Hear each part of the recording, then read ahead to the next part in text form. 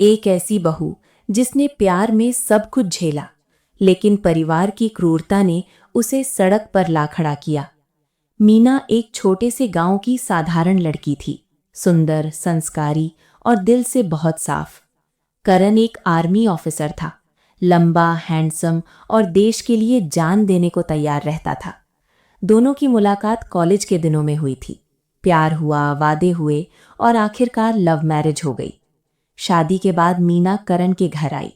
घर में सिर्फ करण की मां शारदा जी थीं, एक सख्त, पुरानी सोच वाली औरत।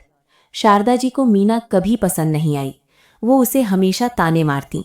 ये गरीब घर की लड़की मेरे बेटे के लिए बिल्कुल लायक नहीं है, बस बोझ है इस घर पर। मीना चुपचाप सब सह लेती। वो रसोई में हाथ बटाती, घर साफ करती और करण के लिए खास खाना बनाती। करण हर बार मीना की तरफदारी करता और कहता, माँ, मीना मेरी पत्नी है, आप ऐसे मत बोला करो। वो बहुत मेहनती है और मुझसे बहुत प्यार करती है। शारदा बस मुंह फेर लेती। एक दिन करण की बॉर्डर पर ड्यूटी लग गई, पाकिस्तान बॉर्डर, जहां हर पल खतरा रहता है। विदाई का दिन आया। रेलवे स्टेशन पर मीना रो रोकर करण से लिपट गई। आप जल्दी लौट आना करण जी, मैं आपका बहुत इंतजार करूंगी। करण ने मीना को गले लगाया और उसके कान में फुसफुसाया, मीना, मैं जल्दी वापस आऊंगा। तुम माँ का ख्याल रखना, और हां, हमारे बच्चे का भी। मीना ने हैरानी से देखा। वो 2 महीने की प्रेग्नेंट थी, लेकिन अभी किसी को नहीं बताया था। करण को पता था क्योंकि मीना ने फोन पर बताया था। मीना, आपको कैसे पता? करण, तेरी आंखों में चमक देखकर पता चल गया। बस सुरक्षित रहना। ट्रेन चली गई, पर मीना स्टेशन पर खड़ी रोती रही। 3 महीने बीत गए। मीना का पेट अब थोड़ा दिखने लगा था। वो रोज सुबह शाम करण की फोटो के सामने दिया जलाती और प्रार्थना करती। एक शाम फोन की घंटी बजी। शारदा जी ने फोन उठाया। दूसरी तरफ से आर्मी ऑफिसर की आवाज आई। ऑफिसर, शारदा जी, बहुत अफसोस के साथ सूचना देनी पड़ रही है। कैप्टन करण सिंह शहीद हो गए हैं। दुश्मन की गोली लगी, उन्हें बचाया नहीं जा सका। फोन शारदा जी के हाथ से गिर गया। वो जोर से चीखी, नहीं, मेरा बेटा, मेरा करण। मीना किचन से दौड़ कर आई। उसने सब सुना। उसके पैर कांप गए। वो जमीन पर बैठ गई और सिर पकड़कर रोने लगी। नहीं, ये झूठ है। करण जी, आप नहीं मर सकते। आपने वादा किया था। शारदा जी ने मीना की तरफ घूर कर देखा। उनकी आंखों में दर्द के साथ साथ गुस्सा भी था। शारदा जी का दिल टूट गया था, लेकिन उनका गुस्सा मीना पर उतर रहा था। मीना जमीन पर बैठी सिसक रही थी। उसका पेट थोड़ा थोड़ा दिख रहा था, लेकिन उसकी आंखों में अब सिर्फ खालीपन था। शारदा जी ने अचानक मीना की तरफ देखा। उनकी आंखें लाल थीं, चेहरा पत्थर की तरह सख्त था। वो धीरे धीरे मीना के पास आईं और जोर से बोली, उठ, अभी उठ यहां से। तू अभागिन है। तेरे कारण मेरा बेटा मर गया। तूने मेरे घर में कदम रखते ही शकुन बिगाड़ दिया। मीना ने हैरानी से सिर उठाया, आंसू बहते हुए बोली, माँ जी, ये आप क्या कह रही हैं? करण जी को मैंने कितना प्यार किया। मैंने कभी कुछ गलत नहीं किया। शारदा ने एक कदम और आगे बढ़कर चिल्लाई, चुप! तेरी आवाज सुनकर भी गुस्सा आता है। तू गर्भवती है ना? अच्छा हुआ जो मुझे पहले नहीं पता चला, वरना तुझे पहले ही निकाल दिया होता। अब ये बच्चा भी मेरे बेटे की याद दिलाएगा और मैं ये सब नहीं सह सकती। मीना घुटनों के बल खड़ी हुई। उसने हाथ जोड़े, माँ जी, कृपया, मैं कहाँ जाऊंगी? बाहर बारिश हो रही है। मेरे मायके वाले भी दूर हैं और वो भी गरीब है। मेरे गर्भ में बच्चा है। प्लीज मुझे थोड़ा समय दे दीजिए। शारदा ने मीना का हाथ झटक दिया। उनकी आवाज में अब कोई दया नहीं थी। कोई समय नहीं, निकल जा इस घर से अभी। तेरे सामान की जरूरत नहीं, जो कपड़े पहने हैं वही ले जा, और हां, कभी वापस मत आना। मीना रोते रोते कमरे में गई। उसने करण की एक छोटी सी फोटो उठाई, कुछ कपड़े एक छोटे से थैले में डाले और बाहर आने लगी। शारदा जी दरवाजे पर खड़ी थीं, हाथ बांधे। मीना ने आखिरी बार हाथ जोड़े और कहा, माँ जी, एक बार गले तो लगने दीजिए, आखिरी बार। शारदा ने मुंह फेर लिया, नहीं, बस जा इस घर से। दरवाजा खुला। बाहर तेज बारिश हो रही थी। मीना ने एक कदम बाहर रखा। ठंडी हवा ने उसके गीले हुए चेहरे को और सिहरन दी। पीछे से दरवाजा जोर से बंद हुआ। मीना मुड़ी लेकिन अब दरवाजा बंद था। वो सड़क पर अकेली खड़ी थी। मीना ने सोचा, करण जी, आप कहाँ हैं? आपकी मीना अकेली है, बच्चा भी अकेला है, अब क्या होगा? वो रात भर सड़क पर चलती रही, कहीं कोई शेल्टर नहीं। आखिरकार एक पुरानी टूटी फूटी झोपड़ी मिली जहां कोई नहीं रहता था। वो अंदर घुसी, कोने में बैठ गई, थैले को तकिया बनाकर लेट गई। बारिश की बूंदें छत से टपक रही थीं। वो रोती रही, रोती रही। सुबह हुई। मीना की तबीयत खराब थी, उल्टी हो रही थी, चक्कर आ रहे थे, लेकिन उसे कुछ करना था। वो उठी, पास के बाजार गई। वहां एक छोटी सी चाय की दुकान पर काम मांगा। दुकानदार ने कहा, काम? हाँ, बर्तन धोने का काम है, 200 रुपये रोज दूंगा, लेकिन तू गर्भवती लग रही है, किया कर पाएगी?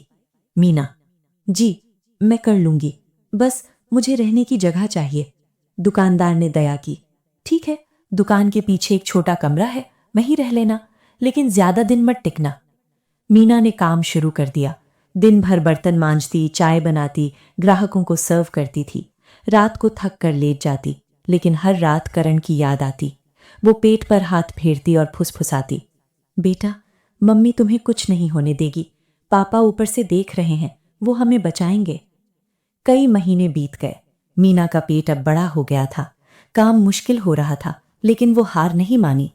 एक दिन दर्द शुरू हुआ।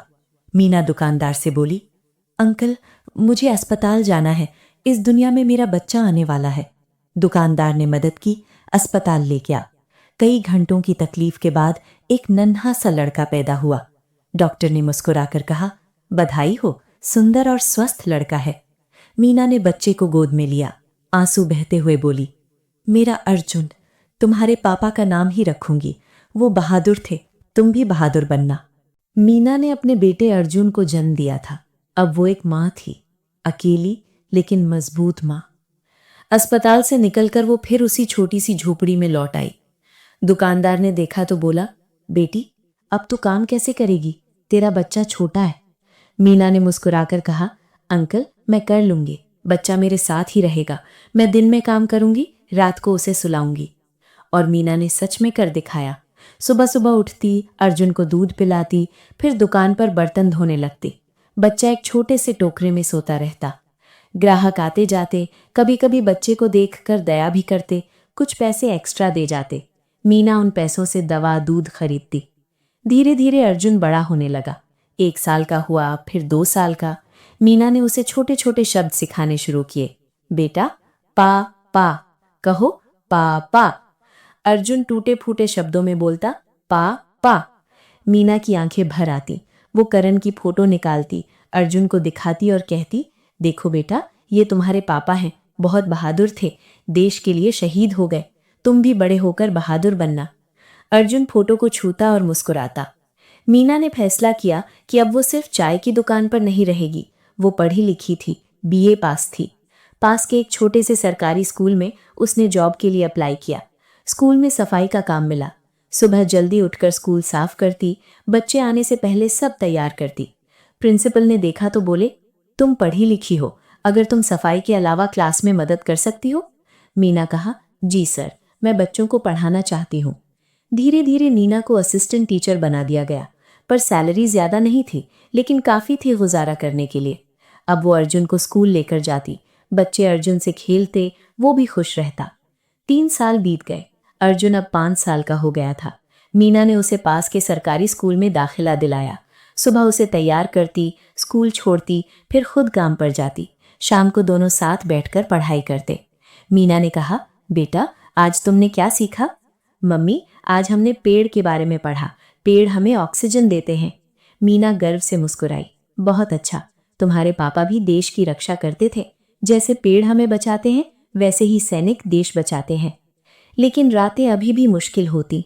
अर्जुन सो जाता तो मीना अकेले करण की फोटो देखती, आंसू बहाती और फुसफुसाती, करण जी, देख रहे हैं ना, हमारा बेटा कितना समझदार हो गया है, आप होते तो कितना खुश होते। एक दिन स्कूल में टीचर मीना को बुलाकर बोली, टीचर, मीना जी, आपकी मेहनत देखकर अच्छा लगता है, लेकिन आप हमेशा उदास क्यों रहती हैं, कोई बात है? मीना ने पहली बार किसी को अपनी कहानी सुनाई। आंसू बहाते हुए बोली, मेरे पति शहीद हो गए थे, सास ने मुझे घर से निकाल दिया, मैं अकेली हूँ, बस बेटे के लिए जी रही हूँ। टीचर ने मीना को गले लगाया और कहा, तुम बहुत मजबूत हो बहन, भगवान तुम्हें जरूर खुश रखेगा। उसी शाम मीना घर लौटी। अर्जुन बाहर खेल रहा था। अचानक एक आदमी आया, आर्मी यूनिफॉर्म में। मीना ने देखा तो दिल धड़क गया। वो आर्मी का कोई ऑफिसर लग रहा था। वह आदमी बोला, क्या आप मीना जी हैं, करण सिंह की पत्नी? मीना के पैर कांप गए। वो बोली, जी, लेकिन करण जी तो? आदमी ने मुस्कुराकर कहा, मैं कैप्टन रवि हूं, करण का साथी था, कुछ जरूरी बात करनी है। मीना का दिल जोर जोर से धड़क रहा था। क्या कोई नई खबर, क्या कोई गलती हुई? मीना के घर पर एक आर्मी ऑफिसर आया था। मीना का दिल धड़क रहा था। वो सोच रही थी, क्या कोई नई बुरी खबर? क्या करण के बारे में कुछ और पता चला? कैप्टन रवि ने मीना को देखा और धीरे से बोला, मीना जी, आप बैठिए, मैं बहुत जरूरी बात बताने आया हूं। मीना ने अर्जुन को गोद में उठाया और अंदर कमरे में ले आई। वो कांपती आवाज में बोली, बोलिए सर, क्या हुआ? करण जी के बारे में कुछ? रवि ने गहरी सांस ली, फिर बोला, मीना जी, जो खबर आपको मिली थी वो गलत थी। करण सिंह शहीद नहीं हुए, वो जिंदा है। मीना की आंखें फैल गईं। उसके हाथ से अर्जुन लगभग गिरते गिरते बचा। वो हकलाकर बोली, क्या क्या कह रहे हैं आप?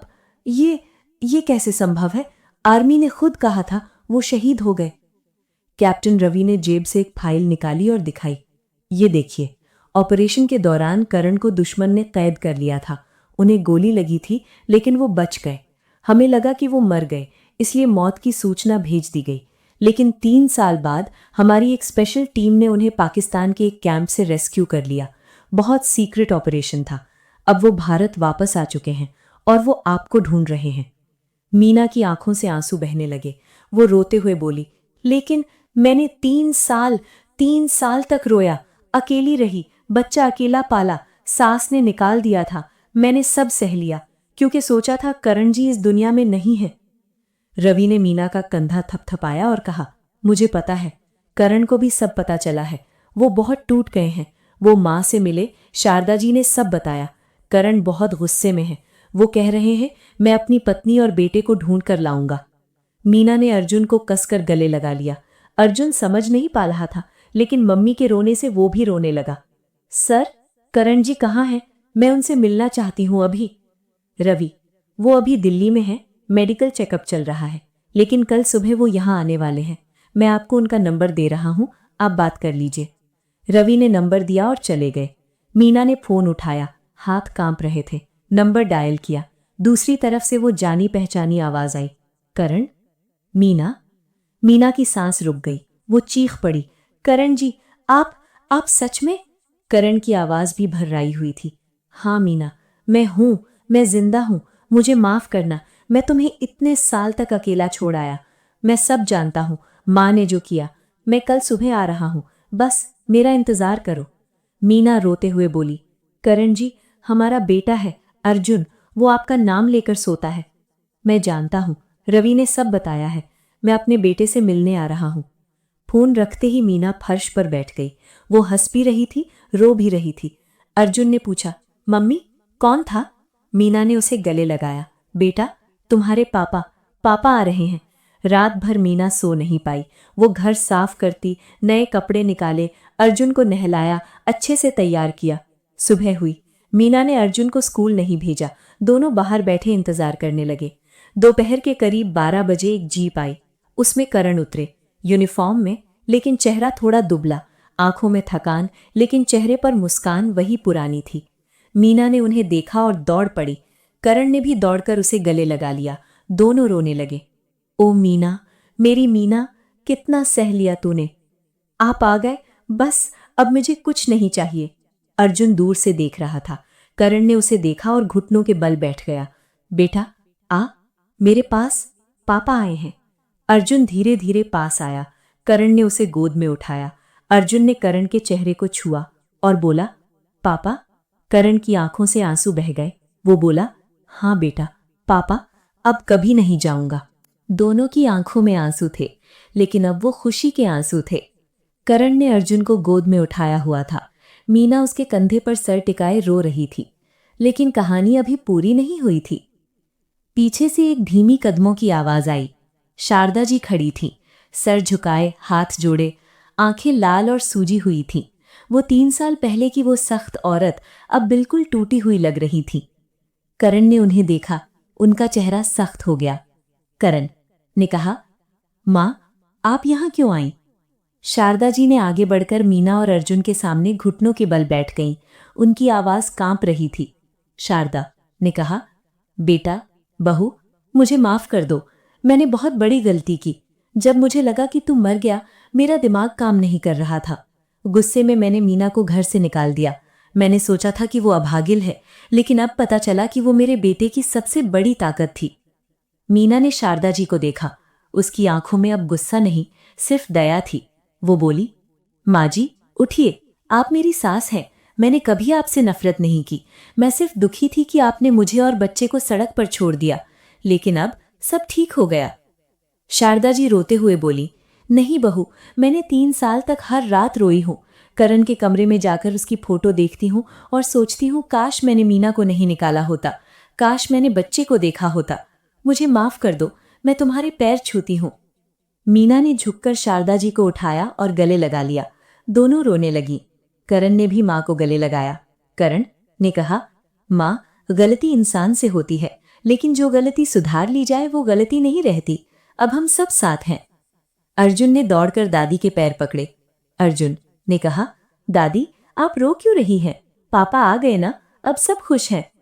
शारदा जी ने अर्जुन को गोद में उठाया, पहली बार पोते को छुआ। वो बोली, मेरा राजकुमार कितना प्यारा है, दादी तेरे लिए बहुत कुछ करेगी। सब घर में आए। मीना ने चाय बनाई। करण ने पुरानी यादें ताज़ा की। शारदा जी ने मीना से माफी मांगते हुए कहा, बहू, आज से ये घर तेरा है। तूने मेरे बेटे और पोते को संभाला, अब मैं तेरी सेवा करूंगी। मीना मुस्कुराई। माँ जी, बस साथ रहिए, यही काफी है मेरे लिए। दिन बीतने लगे। परिवार फिर से पूरा हो गया। करण ने आर्मी से थोड़े दिनों का ब्रेक लिया। वो अर्जुन को स्कूल छोड़ता, मीना के साथ शाम को घूमता। शारदा जी अब मीना को बेटी कहकर पुकारती। घर में हंसी खुशी लौट आई थी। एक शाम सब छत पर बैठे थे। सूरज ढल रहा था। करण ने मीना का हाथ पकड़ा और बोला, मीना, तूने बहुत कुछ सहा, लेकिन तू कभी नहीं टूटी। तू मेरी सबसे बड़ी ताकत है। करण जी, आप जिंदा हैं, यही मेरी जिंदगी की सबसे बड़ी जीत है। अर्जुन दौड़कर आया और दोनों के बीच बैठ गया। दादी ने सबको गले लगाया। दोस्तों, जीवन में कितनी भी मुश्किलें आए, भरोसा मत छोड़ना। परिवार में गलतियां होती हैं, लेकिन माफी और प्यार से सब ठीक हो जाता है। भगवान सब देखता है और सही समय पर सब संभाल लेता है। धैर्य रखो, प्यार रखो और उम्मीद कभी मत छोड़ना। अगर ये कहानी आपके दिल को छू गई तो इस पूरी सीरीज को लाइक जरूर करना। कमेंट में बताना आपको सबसे ज्यादा इमोशनल कौन सा पल लगा। हमारे चैनल को सब्सक्राइब कर लो, बेल आइकॉन दबा दो ताकि नई इमोशनल कहानियां सबसे पहले मिल सकें। मिलते हैं अगली कहानी में, तब तक अपना और अपनों का ख्याल रखना। धन्यवाद। जय हिंद।